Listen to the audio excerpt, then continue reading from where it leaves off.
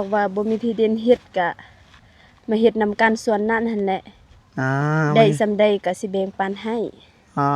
คือดีแท้แม่แบ่งเจ้าปันกันน้อยคือดีแท้แม่เจ้าฮักลูกฮักลูกนะฮักลูกแล้วก็ฮักลูกเคยนี่แหละเพราะว่าทางเคยก็บ่มีที่ดินสิเฮ็ดแม่ก็เลยเว้าแบบนั้นตัวใดใส่ปุ๋ยแล้วคือจังซี่ตัวนี้ใส่แล้วแม่นบ่ยังบ่นั่นน่ะใส่แล้วแต่ว่าตัวอ้ายยาผัดยังโทษ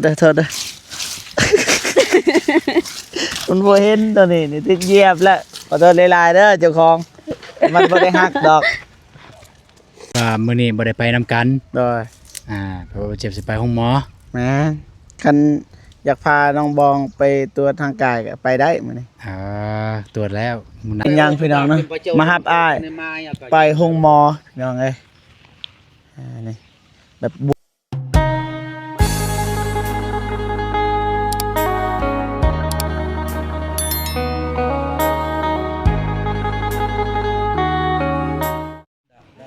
เปิดภาพมาพี่น้องพาโทก็ยังไม่เหลือขึ้นต่อบ่ฮู้ว่าอายเป็นยังพี่น้องเนาะมารับอ้ายไปห้องหมอพี่น้องเอ้ยนี่แบบบวมเบิดนี่ทางนี้ก็บวมเบิด2ข้างเลยขาแล้วบ่ฮู้ว่าเป็นพยาธิยัง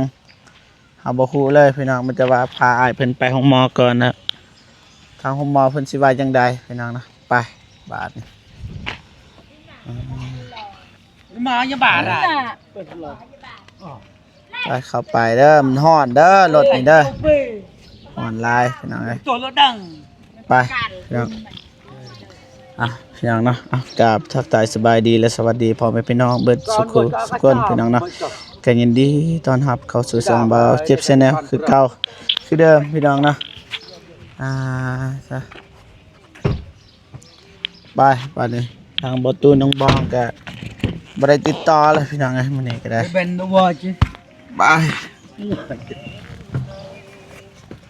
อันนั้นว่าจะโทรศัพท์นี่อยู่กับอ้ายเพิ่นพี่น้องเอ้ยสบายดีเด้อสบายดีไหมสบายดีแนวใดอาการเป็นแนวใดมันเจ็บประดงคอ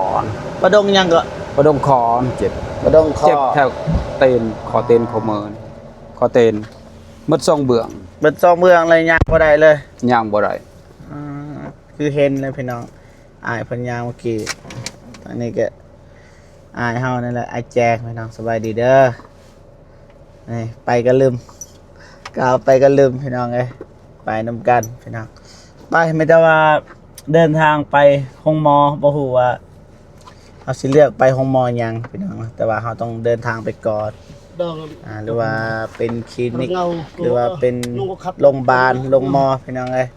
เดี๋ยวว่ากันนะไปพี่น้องโอเคพ่อพี่น้องเนาะทางบ่เจ็บก็มาหาบ่ตูนแล้วก็น้องบองพี่น้องเนาะมาขอว่ามื้อนี้สิบ่ได้ไปนำกันพี่น้องนะอยู่ไสเลยแม่บ่ตูนพาไปบ่ตูนอยู่ไสไปขอบบ่ตูนเพิ่นพี่น้องเอ้ยไปนะหาน้องบองก่อนกับบ่ตูนบ่ฮู้ว่าอยู่ไสไป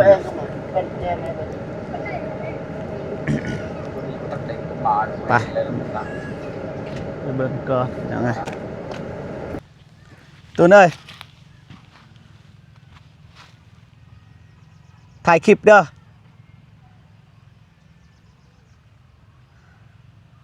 ถ่ายคลิปเด้อยินบ่โอเคนี่พี่น้องเอ้ยเจอแล้วพี่น้องเอ้ยน้องบองแม่เพิ่นว่าใส่ปุ๋ยพี่น้องเอ้ยกระเพาะกกนี่ตายแล้วโอเคไปดีเด้อน้องบองเด้อไปดีเด้อได้จ้าน้องเอ้ยมาได้จะได้ไปดีเด้อบ่ตูนเด้อ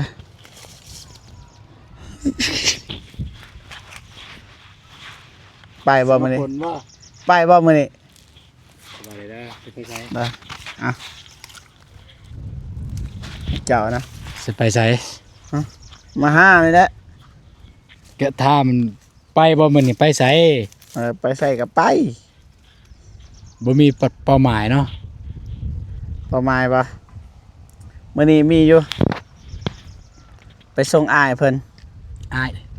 ไปห้องหมอ แต่บ่ฮู้ว่าห้องหมอใด อ้ายได้ ไอ้เมือง อ๋อเพิ่นบ่สบายบ่ ปลาดงขอ อืม แปลว่าเบิดซองเลยบวมเบิดยางบ่ได้ กำลังสิไปบ่เนี่ย แม่ อืม ไปบ่ไปนำกัน ก็จักสิไปแล้วไปโรงหมอ แต่ว่าสิมาครอบหั่นแหละเพราะว่าสิบ่ได้ไปนำกัน อ๋อเสียว่ามื้อนี้บ่ได้ไปนํกัน โดย เพราะว่าเจ็บสิไปโรงหมอ แม่นคันอยากพาน้องบองไปตรวจทางกายก็ไปได้มื้อนี้ ตรวจแล้วมื้อหน้าก่อนสิไปตรวจใหม่ ว่าสิตรวจเลย บ่เห็นนะน้องบองเอาเด้อสิจับหูบเด้อ1 2ประตูเด้อเฮ็ดรอๆได้จักหน่อยหาอีกว่า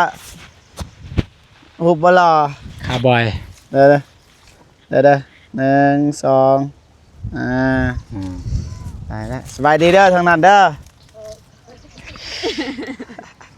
ใส่ปุ๋ยป่ะ ใส่ปุ๋ย คือว่ากาแฟคนอื่นคือว่างาม กาแฟไผ่นี่ กาแฟน้องสาย น้องชายได้แล้วสำนี้ก็ได้แล้วนี่มีแต่พระลานหินพี่น้องแต่ว่าอากาศมันดีอยู่บ้านเฮาถ้ามันได้เป็นเนี่ยก็พอดีเก็บ เพราะว่า อ อยู่ ยู่นี่อยู่ อยู่นี่เนี่ยหมอกลงง่ายอยู่นี่ อ๋อ หมอกเนี่ยมากลงอยู่เนี่ยหมอก นั่นได้เขาใส่ปุ๋ยลองใส่บ้างแบบนั้นบ่คือใส่ง่าย นี่มันเค็บ อ๋อลองใส่เบิ่งแบบบอลบ่คับแคบพุ่นนะตัวอย่างตัวนั้นแหละตัวนั้น เอาก่อนเบิ่ง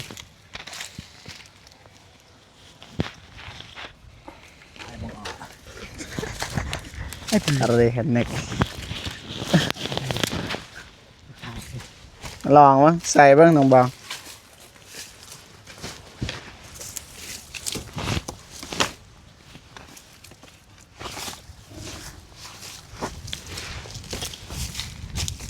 โอ้มันต้องแบบนั้นบ่ เสียก่อน เสียหญ้าก่อน เลย เสียหญ้าเลยเนาะสบายมื้อหน้ามันบ่ได้เสีย บางทีมันน่ะเสียบ่ทัน เสียเลย คันน้องใส่นี่ เป็นแบบนี้ พอเลยทางนั้นก็ใส่ ใส่ บ่เปลืองเปล่าแบบนั้นมาเขาสอน แม่น อ๋อ ทางบ้านน้องใส่แบบนั้น แต่ทางนั้นบ่ฮู้ว่าใส่แบบใดเนาะ นี่ เป็นอย่างต้องขุดคุมฝังปุ๋ยนี่ คันว่าเฮาบ่ขุดฟังแล้วก็เวลาแดดมันก็สิจางปุ๋ยหั่น อ๋อ เวลาถึกแดดหั่นนะแต่เวลาถึกพ่นหั่นบ่เป็นหยังดีคันเฮาเฮ็ดแบบนี้มันมีแดดมันสิจางปุ๋ย อืม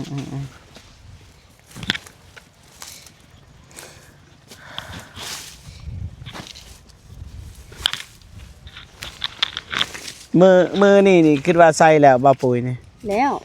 ครับเสาก็น่าจะแล้ว ขับเศร้านี่ เลย ปลาเถอะ เบื้องนั้นเสร็จแล้วละเด้ แล้วล่ะ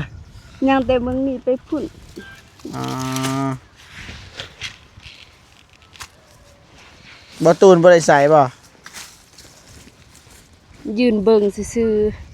ยืนเบิ่งซื่อๆโอ้ยบ่ได้เด้ให้แม่เฮ็ดผู้เดียวผัวยืนเบิ่ง ๆปานนั้นว่าสิบ่เฮ็ดให้เมียทุกข์ใจ ปานนั้นสัญญากันไว้ก่อนหน้านั้น แม่น ปัดบาดเดียวนี้ บัดมาเดี๋ยวนี้มายืนเบิ่งเมียเฮ็ด ยูทูบเบอร์เด้อันนี้มาซอยน้องบองกับมาซอยนั่นแหละมาซอยนี่แหละ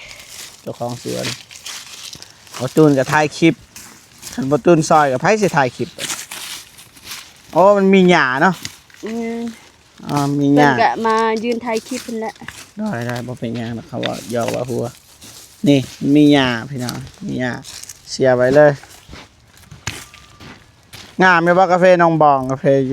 พ่อแม่ น้ ไผสิไปเก็บบัดมีมา ำปีนี้ก็ น้องสิไปเก็บซอยบ่ คันว่าน้องทันน้องก็ไปเก็บ อ่าเก็บซอยหรือว่าจ้างเขา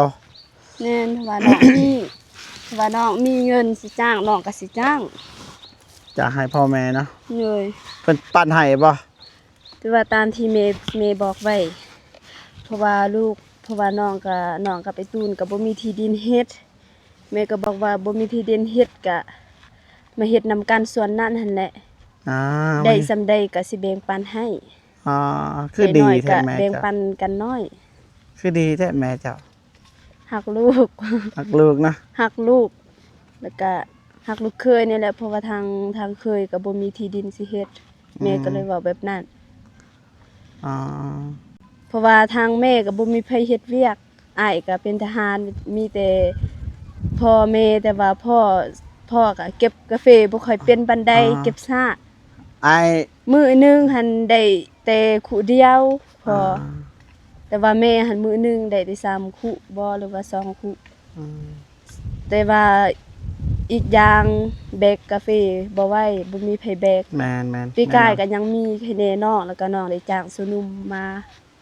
ปีนี้น้องก็ได้ออกจากสนุมแล้ว อ๋อ แม่ยิ่งก็เอื้อยก็บ่ได้เข้าแม่ยิ่ง เอ้ยบ่ได้เฮ็ดเลยเอ้ย บ่ได้เฮ็ดเวียกหยังมีแต่ว่ากินแล้วอยู่แบบนั้นแหละ อืม คือแบบปีกายมีแต่ว่าน้องแบกกาแฟแล้วก็กับอ้ายแล้วก็น้องกับอ้ายก็แม่ มันสีเข้าทหารเลย เข้าทหาร อ๋อ เข้าทหาร ดีแต่ว่า แบบเมื่อบ่ได้แบบเข้าทหาร แต่ บัด ยาม เมื่อ พักมา บัดเมื่อได้ก็มีแต่ว่าเสาร์อาทิตย์แต่ว่าเสาร์อาทิตย์ทหารเขาก็มีเวียกของเพิ่นแบบเวียกหัวหน้าแจ้งแบบให้เฮ็ด อ่าดีละจนหน่อยก็เป็นหัวหน้าหัวตาแล้วน้องสีนี่ก็ได้ เฮ็ดบ่กวนละแต่สิถ้าให้บ่ตูนมาแล้วก็ขอบเมือพี่น้องไง แต่แบบนั้นแหละแต่ว่าตามที่น้องคิดหั่นย่านแต่ว่าไอ้ตูนเพิ่นก็ไปบ่ทันเพราะว่าเพิ่นก็สิหาถ่ายคลิปมีแต่ว่าน้องก็เป็นผู้หญิงไผละสิขับรถให้ ขับรถไปเอากาแฟหั่นบ่มีไผ ดอก กายยังมีอ้ายหายืมรถเขา มีแต่เพิ่นบ่ตูนก็หายัดเวลาแหล้วจ้างเขาซะเอามีเงินนี่จ้างเขาได้กาแฟมาก็ส่งค่านั่นบางทีก็ยืมเงินพี่น้องอะไรหยังบัดขายกาแฟก็จึงว่ากันก็ทอกมันบ่ทันได้รีรอนะคือฮู้แล้วกาแฟยำกาแฟมันสุกพี่น้องเอ้ยถ้าคนใดมีส่วนในลายนี่ยำกาแฟสุกบ่ทันแน่นอนพี่น้องน้องสิฮู้อยู่บ่ตัวใดใส่ปุ๋ยแล้ว คือจังสี่ตัวนี้ใส่แล้วแมันบ่ ยัง ยังบ่ ตอนนั้นใช้แล้วแต่ว่าตัวอ้ายยาผัดยัง โอ้โทษเด้อ มันบ่เห็นตัวนี้นี่ติดเหยียบแล้วขอโทษหลายๆเด้อเจ้าของ มันบ่ได้หักดอกก็เลยตกใจตัวนี้ใส่แล้ว ไปเบิ่งตัวนี้ แต่ว่าลืมเบิ่งตัวนี้น้อยๆนี่เลยบ่เห็นครับ งามโพดเลยบ่เห็น ขอโทษขออภัยหลายๆมื้อนี้ก็บ่มีหยังหลายพี่น้องมาขอเบาตูนนะแบบว่าสิบ่ได้ไปนำกันน่ะเด้อเฮาสิไปห้องหมอก่อนมื้อนี้พาอ้ายเพิ่นไป เด้อเบาตูนเด้อมีแต่จังซั่นละสิบ่ได้ไปนำกันเด้มื้อนี้เด้บ่ว่ากันเด้ สิไปแล้วว่ะ อ่า ไปดีนะ โอ้ว่าเราไปดี ขับรถดีๆได้ ไม่ไปใช้ทำไมไม่นี่นะบ่เห็นเด้ บ่เห็นสิได้เมื่อวานนี้มันเจ้า อ้าวก็บ่เห็นในรถ เอาถ่ายคลิปเมื่อคืนนี้ อยู่เฮือนเจ้า บ่มี อยู่เฮือนคอยเอาไว้แนวจะว่าตัวนี้ของข่อยเด้อจะ เป็น ว่า หยัง ไม่ อยู่ตู้น้อง 2 อันบ่ อันหนึง อันหนึ่ง แบบนั้น นั่นแม่นแล้ว แล้วคอยได้ ใส่เบิ่งนี่ตัวนี้ตัวนี้ของข้อยตัวนี้ของเจ้านี่คอยส่งเมื่อวานนี่ บ่มีแล้วในรถเบิ่งดีๆ บ่คอยส่ง คุณรถมาแล้วรถจอดแล้ว ของอ้ายบ่ แม่นนี่ของเฮานี่ แบบว่าซื้อเองเลยบ่ บ่ของบ่ตู้นี่แหละเราเอาให้ อ๋อ แม่นแต่ว่าเราเอาให้ อัน แต่ นั้ ว่าน เป็นของไอ้ตู้นแต่ว่าอยู่ในตู้มันเป็นของน้อง แม่นสั่นโอ้พอเลยเด้อจะถ่ายแล้วว่าคลิป ใช่แล้ว อ้าวจะสิยืมมันยังตัวนี้เจ้าหมอไปคอยแต่ดนในตัวนี้นี่ บ่ให้ยืมให้บ่เจ็บยืม บ่นะ เอา ให้ใส่เลยตัวนี้เพราะว่าตัวนี้มันหลุดนะครับคือตัวนี้หลุดแล้วมันบ่มีอาการหยังเด้อ โอเค เจอกัน ปลอดภัย เด้อ ตามมาไว้ก็เป็นว่ากัน ท่านมาไว้ก็ว่ากัน เพราะว่าเขาบ่ฮู้ว่าจุดหมายปลายทางของเราคืออยู่ไสนะแล้วก็ไปไส ปากเสบ่ จังหวะเดี๋ยวว่ากัน คลินิก คลินิกอันละยังว่าบ่จักคลินิกจักคงหมอ นี่ไปบ้านโกงเนี่ย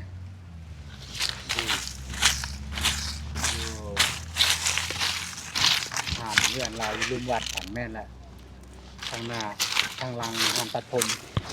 อยู่ในห้องตัดผมย่างห้องตัดผมหันแม่นแหละ อ๋อโอ้อยู่เห็นอยู่ เป็นหลายคนไปใส่บริการอยู่คือ ดีว่ะ เรื่องก็ค่อนข้างดีกับแต่ ไปจังสันเด้อ โดย น้องบอง โดย ส่งคืน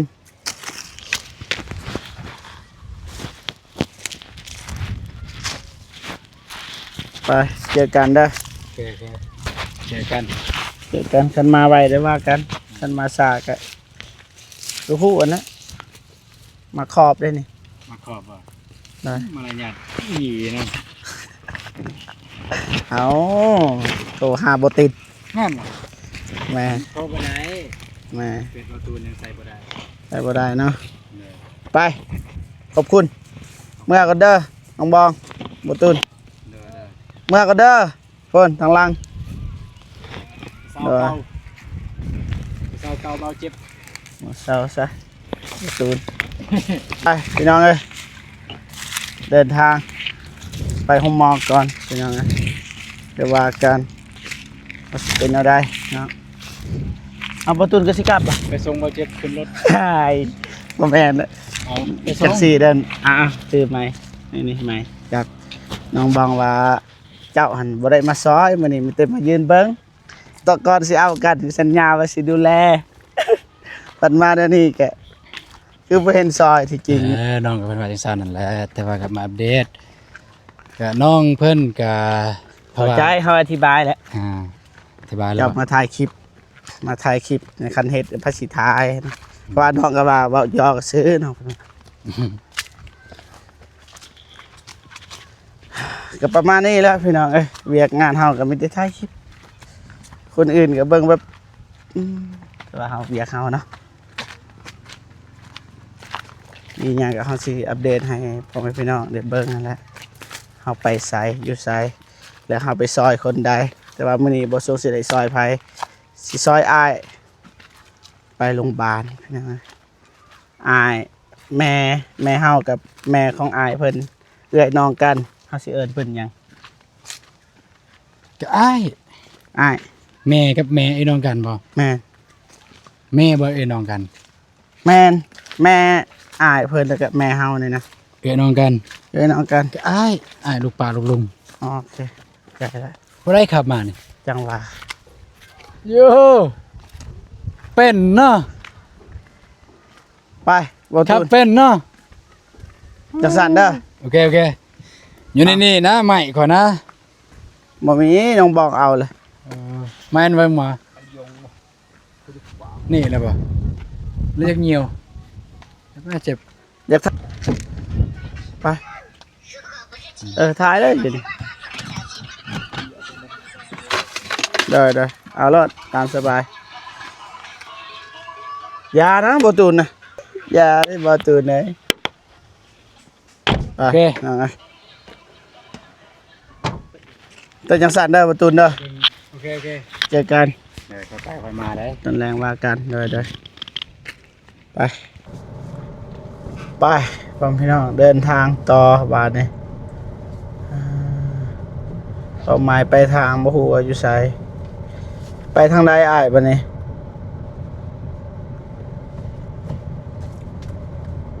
ไปทางอันนั้น ปักเซบ่ ปักซอง ปักซอง เซนั่นแหละ โอ้ปักซองปักเซ เท่านั้นแต่ ได้ ทางเราทาง โอเคได้บ่มีปัญหาจัดไปโอเคพี่น้องแล้วเดินทางไปบ่ฮู้ว่าสิฮอดจักโมง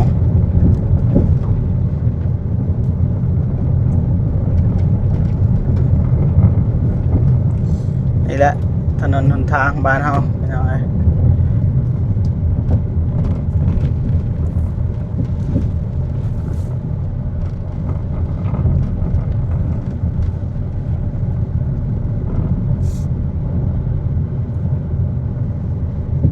พี่น้องแต่ว่าบ่เจ็บกับสิทายเป็นส่วงเป็นระยะเอาพี่น้องเอ้ยตัก เสียงก็ไม่ใช่คนเร็วเดินไม่ใช่เรา ไปพี่น้องเอ้ยฮอดแล้วฮอดแยกมีว่ารถวะ นี่มันสบายเราเลย มีปะ เยอะ เอามีไปเบิ่งซอยกันนะพี่น้องเอ้ย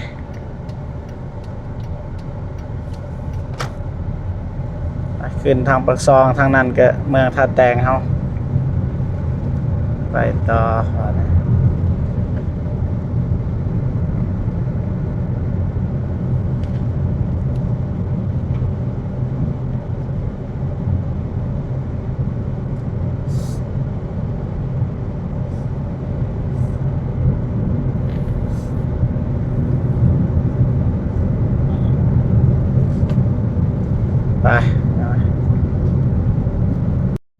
โอเค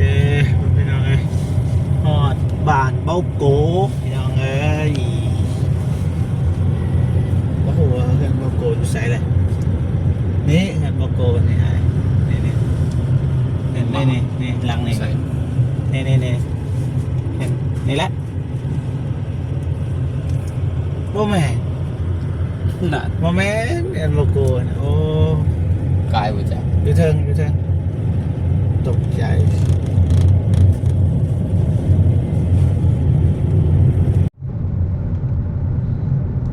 อยู่เทิงเนาะเขียนโบโก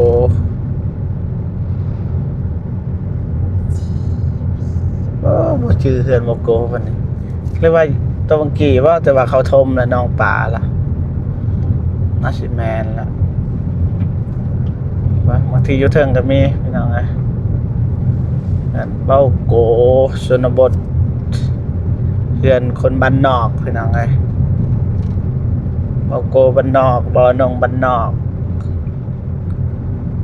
บ่เจ็บกับบ่ตูนในเมืองพี่น้องไงนี่อ๋อ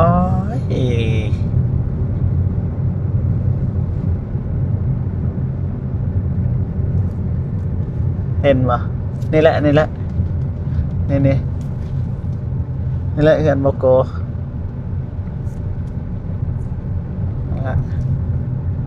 เห็นแล้วปะในกองเห็นโบโกเมื่อกี้เนี่ย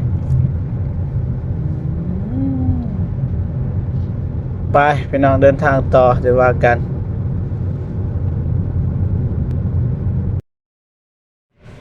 น่าได้ก็บ่มี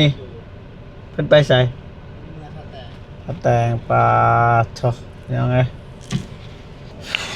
เสียเวลาอีกเพราะว่ามันใกล้แห้งเป็นยังไงกลับป่ะ กลับเลย กลับป่ะกลับเพื่อสิจังได้พี่น้องเนาะโอเคเพื่อนพี่น้องเนาะเบาจิบแล้วจบคลิปก่อนเนาะจะได้ก็ขอบอกขอบใจขอบคุณกับคุณ FC ทุกท่านที่เข้ามาให้กำลังใจตลอดมาพี่น้องเนาะจะได้ก็ขอให้พ่อพี่น้องนะจงมีแต่ความสุขสุขภาพแข็งแรงขอให้อายุมันคนยืนนะความเจ็บบ่ให้ได้ความไข้บ่ให้มี